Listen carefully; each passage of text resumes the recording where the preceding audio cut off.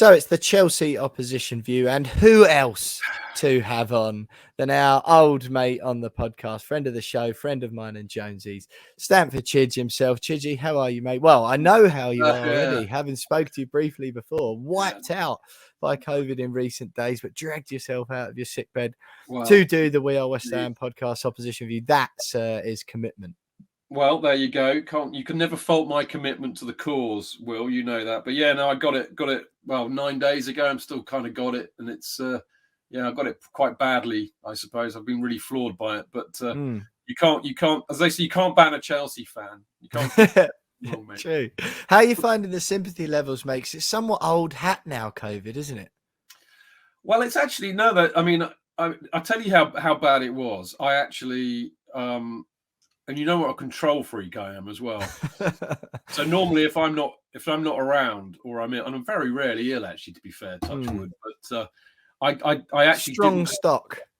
Just a stubborn bastard, mate. You know, comes with the age, Will. But I didn't do last Friday's show. I actually got good old Dean Mears to fill in for me and host the show instead of me. I still had to edit it and publish it, mind, but I didn't feel up to actually talking and. It kind of shocked people, I think, the fact that I wasn't able to do it, and I got a lot of sympathy, which is very lovely of people. So there you go. Yeah, good, mate. Good. I'm pleased to hear that. I was thinking, just as I was waiting for you to come on, I was thinking, I was almost sort of tempted to. I like Chelsea. I'll admit it on the podcast. I like Chelsea. I don't like Chelsea. I like most of the Chelsea fans that I know. And I have spoken to you at length about this before, and I don't begrudge any Chelsea fans, particularly the ones of my age and above, who, for any success that Chelsea have had. It's not your fault where the money's come from, or where the money came from. And loads of the people my age, Chelsea were just slightly less average than West Ham were when I was young. So I don't begrudge anything like that, and I was looking forward to speaking to you again, and because it always makes for an interesting chat, because there always seems to be something ridiculous or wacky or wild going on at your club. So away from the football pitch, which we obviously get into a bit, and we have a little bit of banter after the results, but there's normally an intriguing tale or two, and now more so than ever.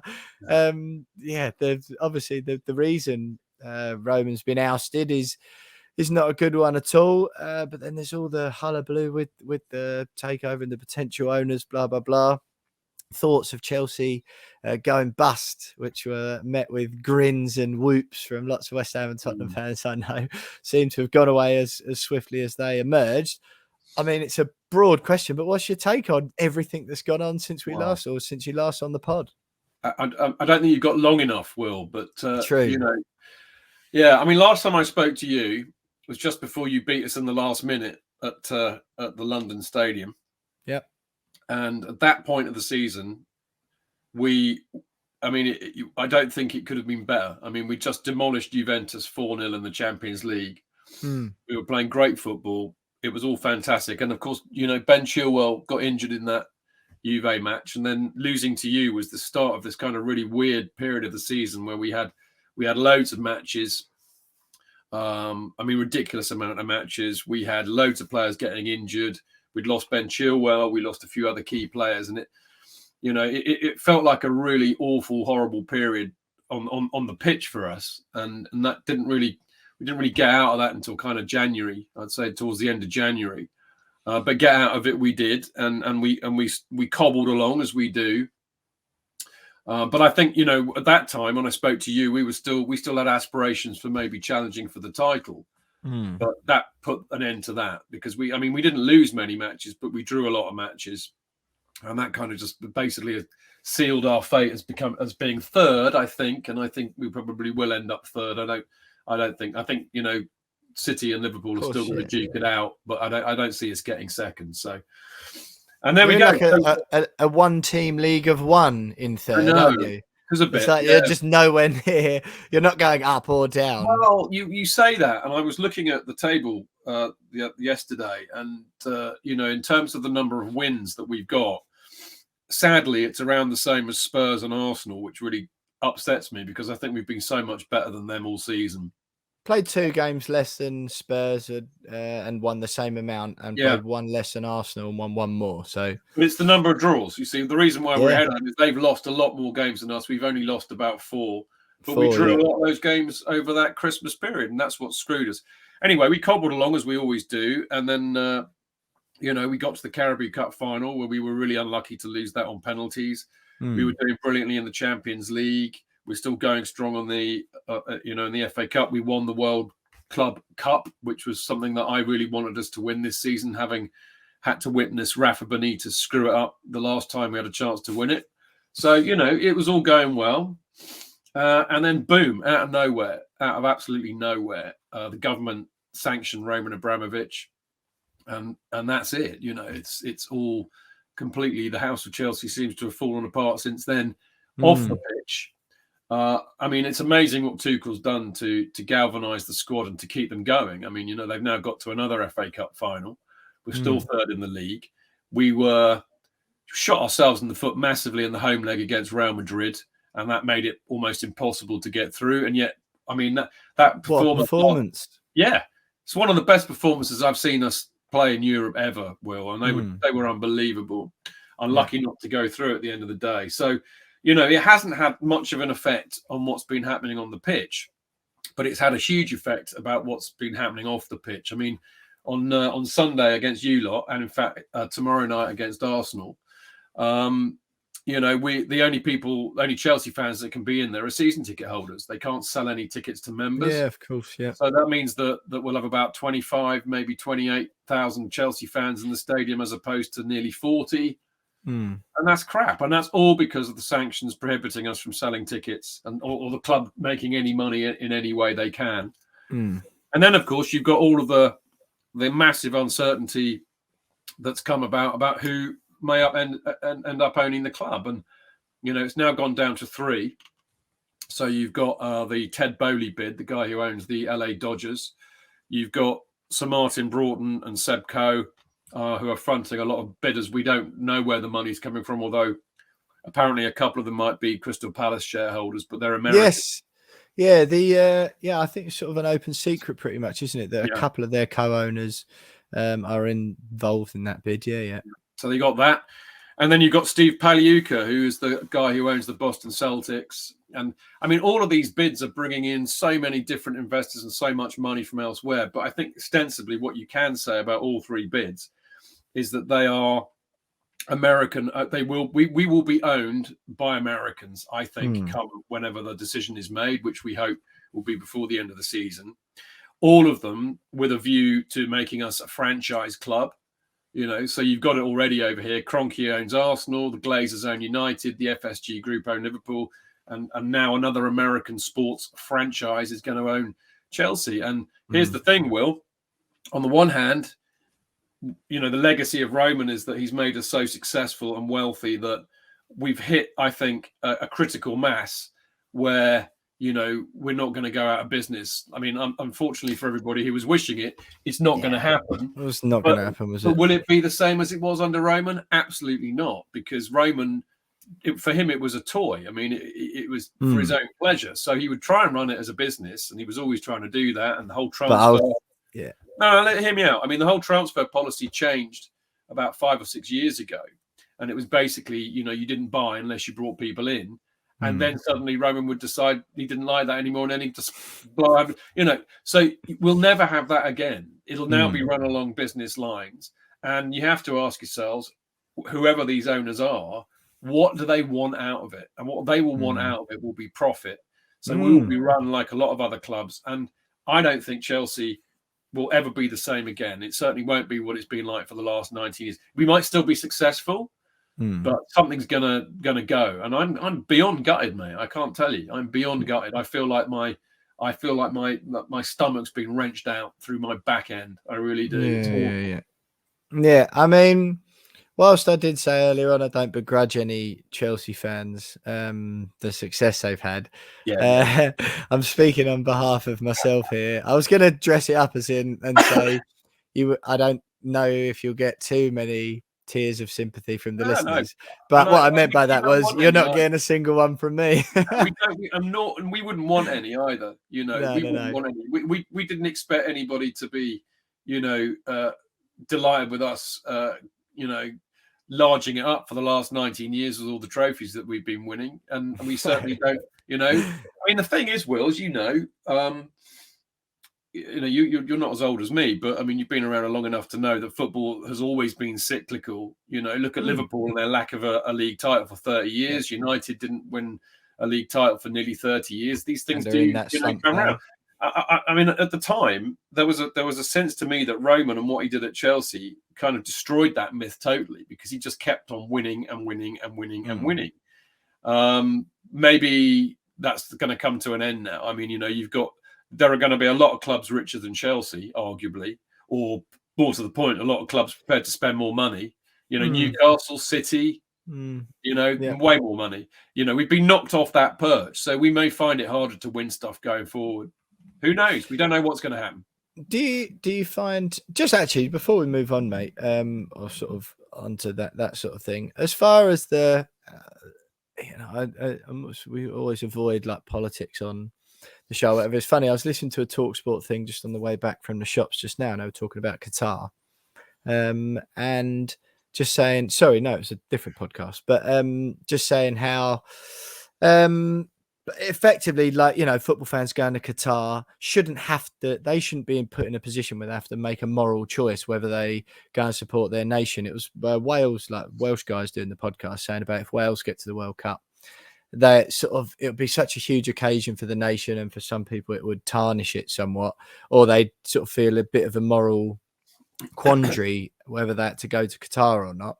As far as the Roman being ripped away, like I say, it's not on you or any other Chelsea fans, anyone who listens to your podcast or goes to games or whatever. It's nothing to do with, no matter how many PR machines will tell fans that they're really important, it's nothing to do with anyone who owns their club. You can, sure, people will protest, etc., but ultimately, as we've seen at West Ham, it doesn't matter. These people are too rich and powerful. There's a whole nother world at play above where we all sit.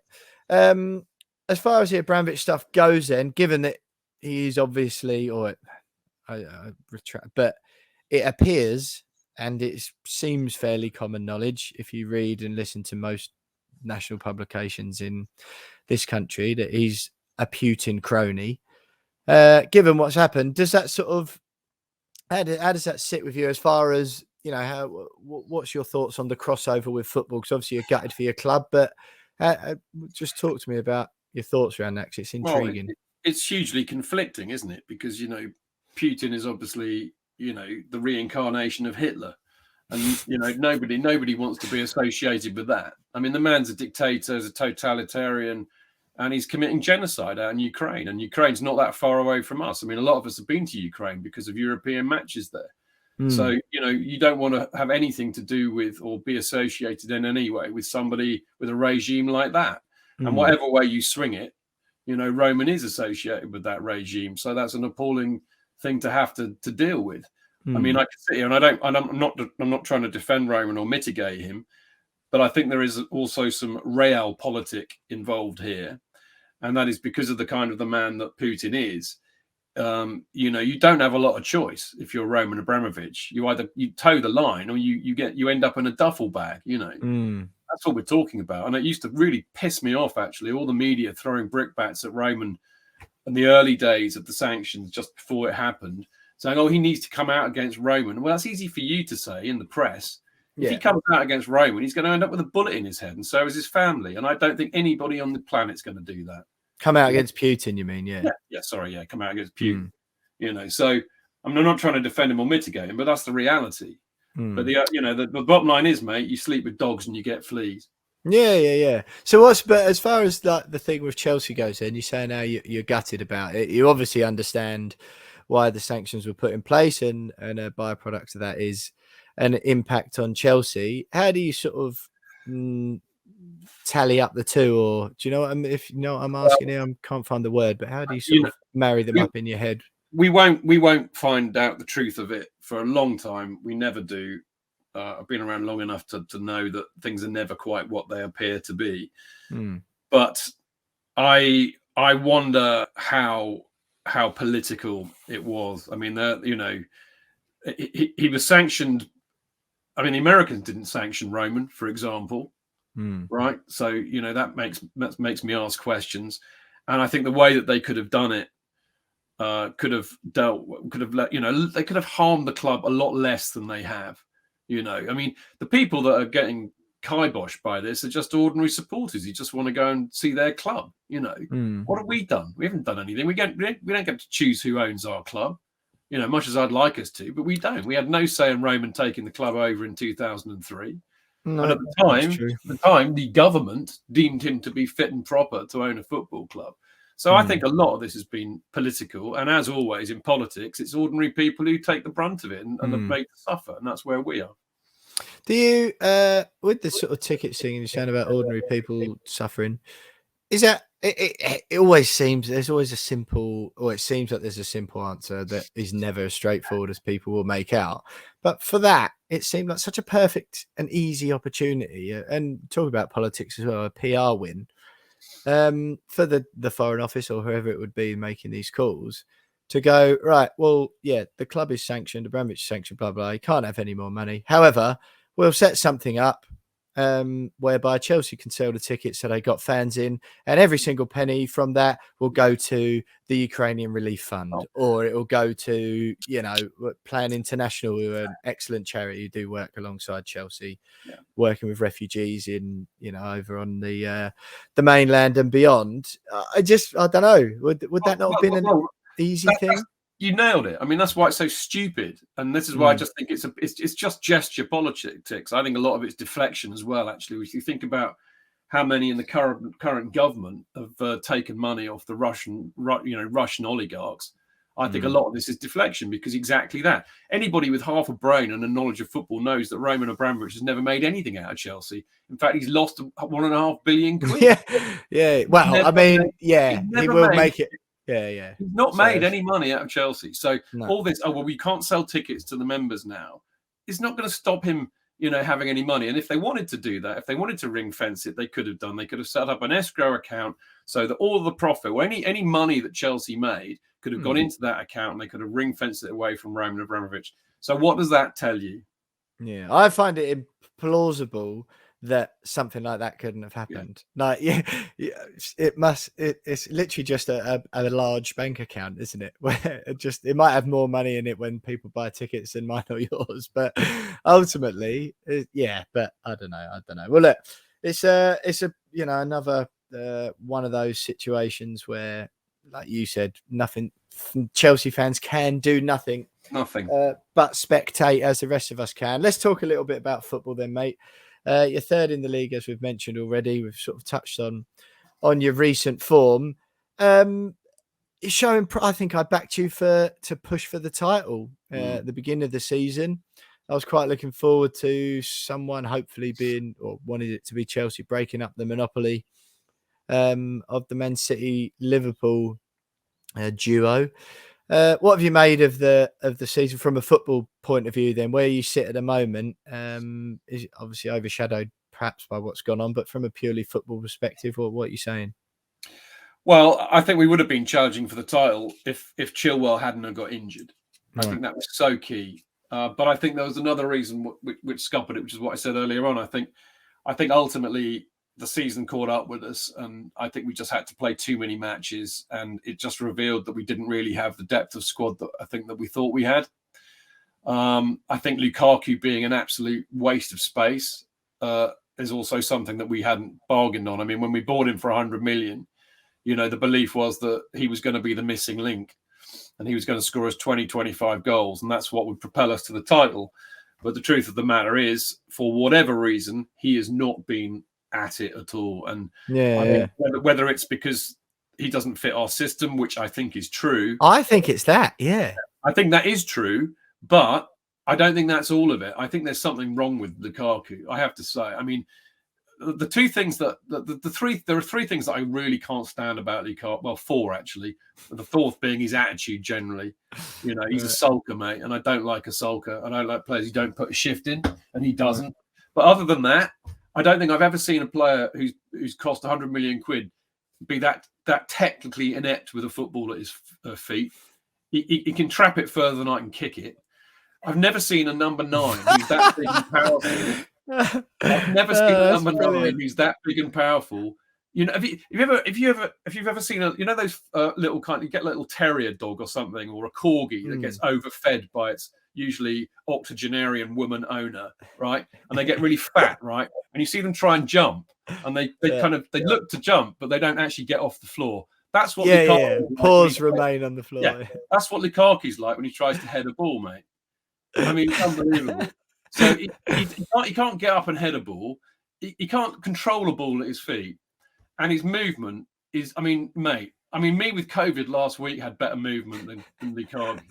And I was bedbound, right? So there's 4 reasons why I'm not a big fan of Lukaku. I do accept that we don't play to his strengths. We don't ever get the luxury of playing on the last shoulder of a defender, because most teams will defend deep against us. And I think that's what Tuchel has figured out. And I think we look a much better side when we've certainly got Havertz up front, because, is he a traditional number 9? Probably not. But is he a false number 9? No, I think he's good enough to be a number 9.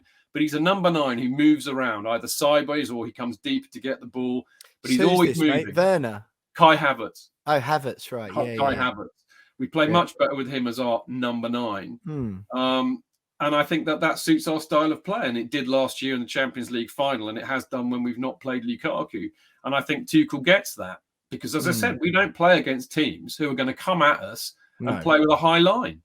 If you do, it's maybe 2 or 3 games a season. But like against it's funny with Lukaku, because he played at Inter, didn't he? And under Conte, and he said, that he'd never been worked as hard before. And Lukaku seems like one of those players, even Chelsea and Man U, where, and again, I'm only talking visually, he might weigh exactly the same and I might be talking at my backside.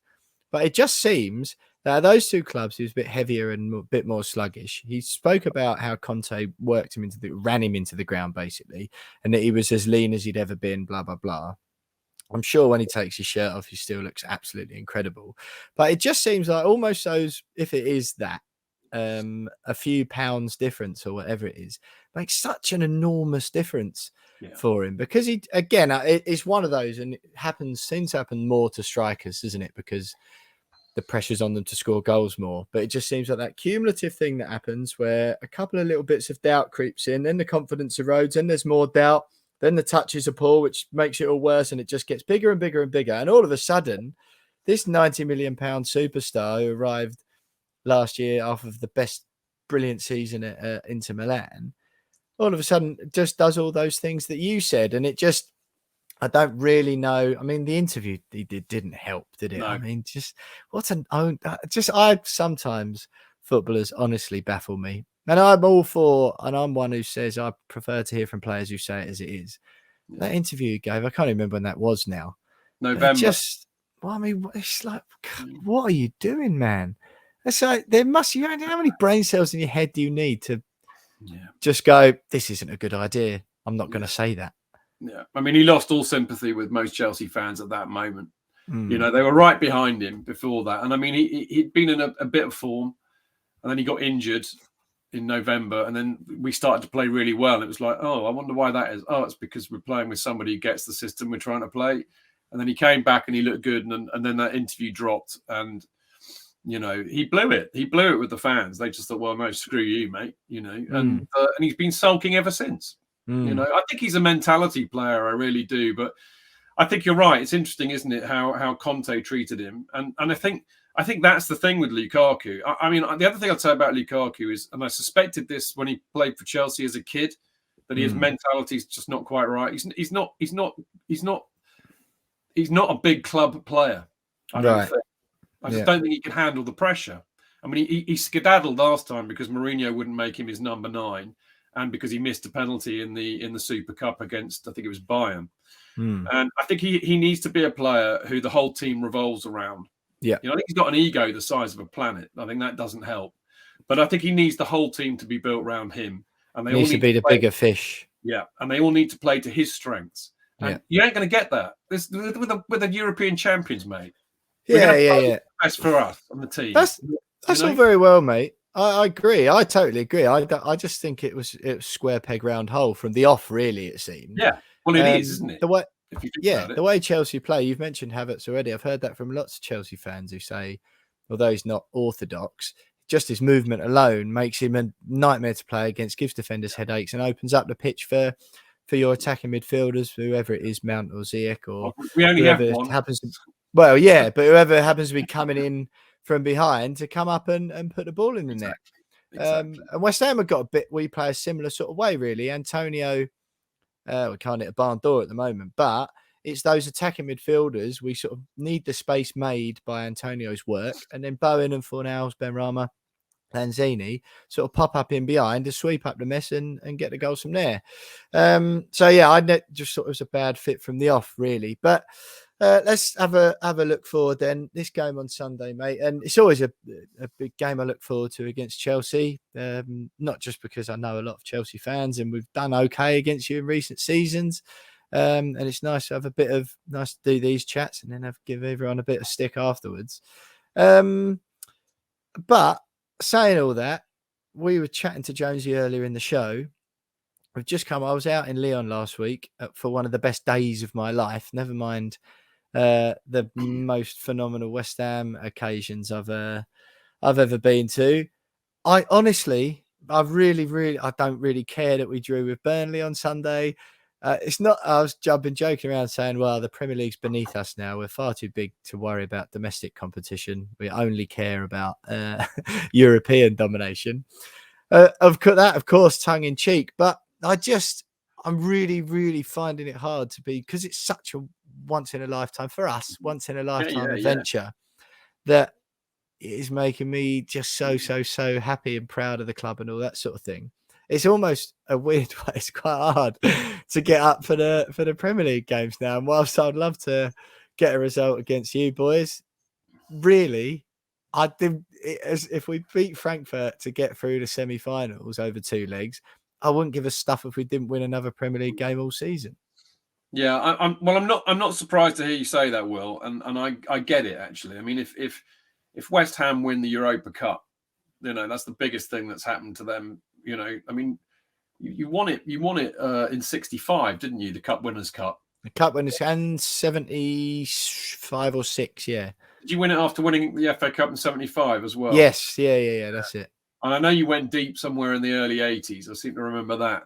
So, it's massive to win a trophy and to win a European trophy. And I mean, West Ham won a European trophy before we did. Let us not forget that. So, yeah, I totally get it, mate. And I mean, you compare that to finishing 7th or 5th or 6th. For me, there would be no comparison. It's about winning stuff. Yeah, of course. Or every time, mate. I totally get that. And it's funny, because I was thinking that before, because normally, you turn up to Stamford Bridge and you turn up and you play like 1970s Brazil when you've been absolutely shit all season. And you quite often get a result. It's like your cup final, isn't it? And I was thinking, all right, okay, so hang on, it might be different because I think you've got the first leg, haven't you? The week after against Frankfurt on the Thursday. Yeah, that's after. Yeah, that's the one. So I'm wondering if you might have one eye on that. I mean, it's interesting that the fans. I want us to have 3 eyes on it. Honestly, yeah. I wonder if David Moyes will.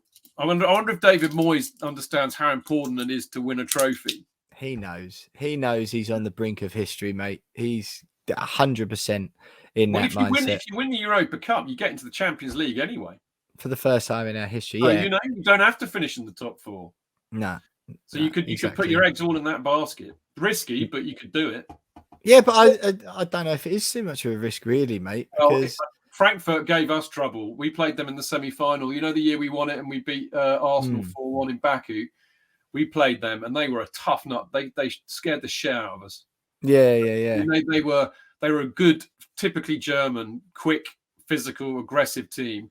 Mm. And I mean, I know that Barcelona have been complaining about the fact that they took 30,000 fans out to the Camp Nou. Yeah. They only had 5,000 tickets. Yeah. Don't sell tickets to blokes with German addresses then. No, well, they figured it out too late, but they did the same with us. There were scraps all over the place. They had a lot of fans in the West Lower, which is where they shouldn't be, and they had a hell of a lot in the hospitality areas, and it was kicking off all night, and it was bedlam the whole night. Really? They are something else, mate. As a side, you know, they got mad fans.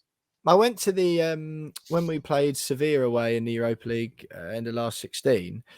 Frankfurt were away at Betis in Seville the night before, and me and Dad went to that game, their game against them, and they looked okay. Real Betis were really poor. Their fans were brilliant, and it'll be a brilliant atmosphere. It'll be the first full up away end that we've had in the Europa League this season. Lyon and Sevilla didn't take many. The teams we played in the group stage neither. So I'm looking forward to it from that side of things. So I think it'll be a great occasion. Hoping the trouble side of it tones down a bit. And I mean, I'd be surprised. Well, I'd be very, very surprised indeed if that many Frankfurt fans managed to get in. There hasn't been a ticket available for love nor money, even to club members and stuff, for the last couple of knockout games. So you'd hope that you'll be lucky in that respect. I can't believe that. I mean, West Ham fans, you know, there'll be more demand for this match than there has been for a match in the last 30 years, I would have thought, for West Ham. By a million that'll miles, make it hard. That'll make it hard for Frankfurt, but they will turn up in numbers, whether they've got tickets or not. They're absolutely mate, you know. Yeah. No, it's an exciting occasion, mate. But so as far as this game on Sunday goes, from a Chelsea perspective, what are your thoughts? Well, as always with every match, and I know it's an old cliche, Will, but it depends who turns up, doesn't it? It depends whether you have got one eye on Frankfurt. It depends on whether we've, how we turn up on the day. I mean, we've got Arsenal tomorrow night.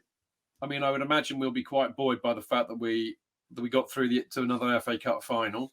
I think a lot will depend on who's fit. I know that Kovacic won't be playing tomorrow night, which is a real blow. I mean, the one thing that I've noticed recently, and in fact, against Palace on Sunday, it was very frustrating because they did a really, really good tactical job on us, because they basically had a five-man defence. And then they basically pressed and man-marked everybody in midfield. So they denied us time and space. And because Jorginho was playing, we just resorted to that type. So in other words, we moved the ball far too slowly, sideways, backwards all the time. And we never had a goal threat. Luckily, it changed in the second half. And I think, Kovacic being out really hinders that, because he's one of the midfielders who will actually get the ball and run with it and attack people. And that opens up space for other people.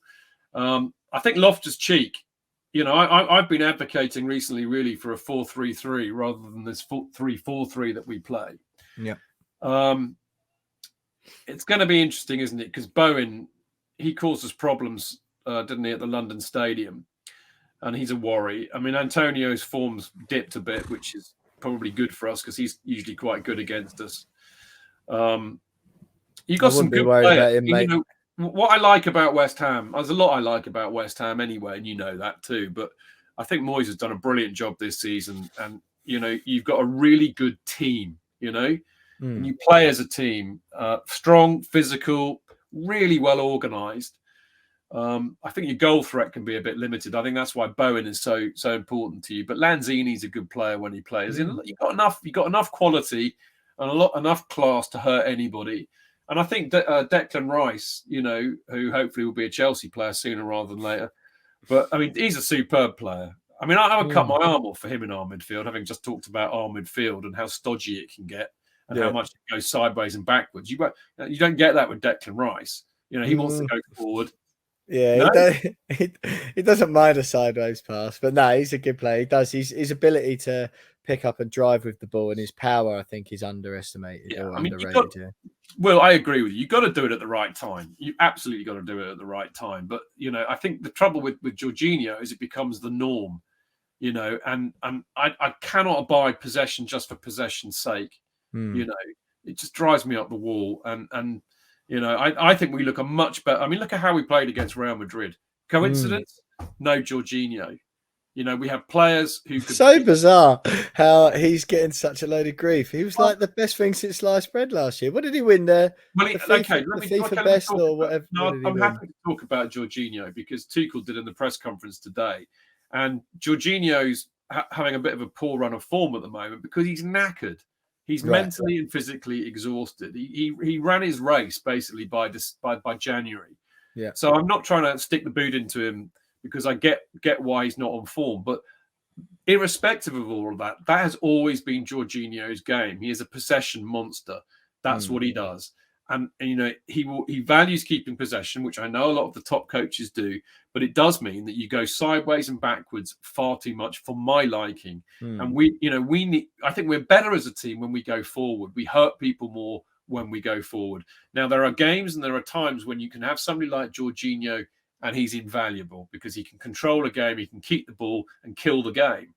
But, you know, I do see him more of a controlling and a defensive sort of player rather than somebody who's going to open up and attack. I mean, if you think about Fabregas, for example, you know, Fabregas could ping a pass between the lines and open up a defence. I don't think Jorginho's really got that in his locker as much as people like to think he has. Right. If you want to kill a game and keep possession and have people running around all after you, he's your man.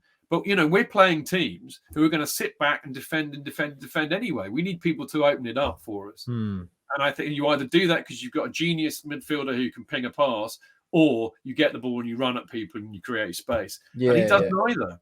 Yeah, so I love him. I love him to pieces, but he's a horses for courses player for me. Right. Yeah, fair enough. It's interesting. So how do you think the game's going to play out on Sunday? We'll get to score prediction in a minute before I let you go. How can you see it playing out? I don't know. I mean, you know, we seem to be... I mean, we're just prone to shooting ourselves in the foot. I mean, you know, but if you think about it, we go into the game against Arsenal, having lost our last two home matches, 3-1 and 4-1. Now, we tend to get a match like the match against Brentford once a season where it just all goes horribly wrong. We look absolutely crap. We did the same again against Real Madrid, actually. We were really poor against them. It was almost like a repeat of the Brentford match. It'll be interesting to see what happens tomorrow night. We need to win tomorrow night because we've had a bit of an up and down history against Arsenal recently. They've won far too many matches against us or got away with it. So we need to beat Arsenal and beat them well tomorrow. And I think if we do that, then we'll. I think the fact that you've got Eintracht Frankfurt on the week after, hopefully will play into our hands. But I think if we've got a good strong team out, maybe Kovacic is fit again, you know, and the players you've had to play far too much recently are still okay, like Havertz, been well overplayed recently because Lukaku's so crap. Given all of that, if we turn up, we're at it, and if we're on you from the minute one, which we'll need to be, then I think we'll win. But I think West Ham are a tough nut to crack. If West Ham are on their game and are at it, it's going to be a really tough match, whether we're home or away. But, you know, pound for pound, we're a better side than West Ham. So I expect us to win, given that we're at it and on it from minute one. Yeah, well, I say intriguing one, mate. I'm just, from my perspective, I just do, as long as we don't get hammered 4-0, really, and don't get any injuries. There are reports circulating today that Issa Diop may have done his Achilles, which adds him to the long term. You've got no defence, have you? You've got most of your defence are out. Well, that's it. Now, that if that's true, that makes Dawson, Zuma, and Ogbonna injured out for the season, which leaves Craig Dawson and maybe either Elise, who's a really youngster, played a couple of times in the Europa League, or Declan Rice drops back, and then you bring in Mark Noble, Alex Krall. But it's a significant loss if that's true. But look, Chidge, it's been brilliant having you on again, mate. Always intriguing to chat to you about our two respective clubs. West Ham, Chelsea, then at Stamford Bridge, at hopefully a half-empty Stamford Bridge. No, Sunday will be half-empty. No hope about it. It'll be like the old days, Will. It'll be under 30,000. You'll love it. Exactly. Yeah. Sunday afternoon, 2:00 at the Bridge, ahead of that Eintracht Frankfurt home game, like you mentioned. Give us a score prediction, mate. Well, I think it'll be tight. I really do. I think I forgot about the fact that you haven't got any defence at the moment, so that makes me feel a little bit. Or strikers. Our midfield and fullbacks and keeper are really good, though. Well, I was gonna. I mean, look, I'm gonna say 2-1 because that's like a real kind of percentage prediction, isn't it? So I'm gonna go 2-1. Yeah. Well, I've gone mad in my charity bet earlier on. I didn't have a clue how it was going to go. I don't know who's going to score. I don't know how many corners there's going to be, whatever. So I just went West Ham to win. Both teams are scoring over 2.5 goals because I just So think, you go 2-1 as well then, Will? Well, apparently so, yeah. But I just I haven't got a clue what's going to happen, really. It's sort of a strange game, strange context for both teams going into it. And I reckon it'll be really forgettable. That's all I can really think about the game. But look, Chidge, thanks so much for joining us again for 40 minutes. Appreciate you giving up some of your time, especially as you just come back from COVID as well. Yeah, thanks, mate. You're a good bloke. I'm glad, to be honest, you're still going to have a football club there. You will get zero sympathy from me if you're not as successful as you have been under Roman Abramovich. And regardless of what Chelsea do with themselves, West Ham are on the march now, mate. Well, good luck for the Europa Cup. Yeah, I hate you win it. I hate you bring it back. Who would you get in the final, do you think? It's RB Leipzig or Rangers, isn't it? Rangers. So Rangers West Ham. No, thanks. Give me Leipzig. Yeah. I can't be bothered. With that. Going out to Seville with a load of Scottish people. No, not for me, I don't think. There'll be a lot of Chelsea out there as well if that happens, I suspect. Well, exactly. Anyway, listen, mate. It's been an absolute pleasure. Thanks very much for having us on, for coming on, excuse me, Chidge. And if you fancy listening to a bit more of a detailed Chelsea view, there'll be your show on Friday night, Chidge, is that right? Yeah, we do a preview show on a Friday night. Hopefully we'll have James on if I bother to text him. And we do kind of the review show on a Monday night. Happy days, mate. Happy days. Well, look,